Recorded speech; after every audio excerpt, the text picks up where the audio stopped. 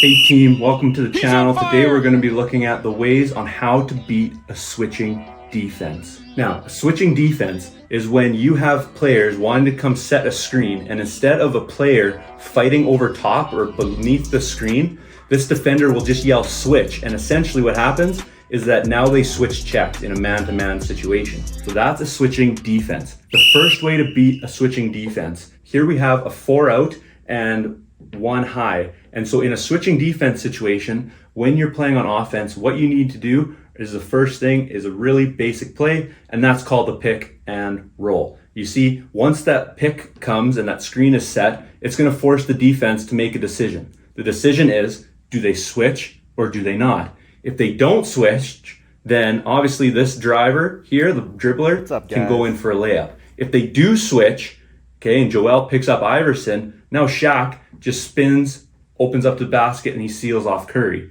So first way to beat a switching defense, run the pick and roll. Another great way to beat the pick and roll is doing the dribble handoff. Now the dribble handoff is just like the pick and roll, but instead of the screener initiating the play, the dribbler who has the ball is the one that begins the play. So you call your dribble handoff, whatever motion you want to make for that, but how that looks is Iverson would drive over, okay, he'd come to a complete stop with a bit of a half turn, and now Bird comes by Iverson close enough so that he can get a handoff like a football player. Evidently, these two defenders have to make another decision. They either have to decide to switch, in which case now Curry is on Bird and John Morant is on Iverson.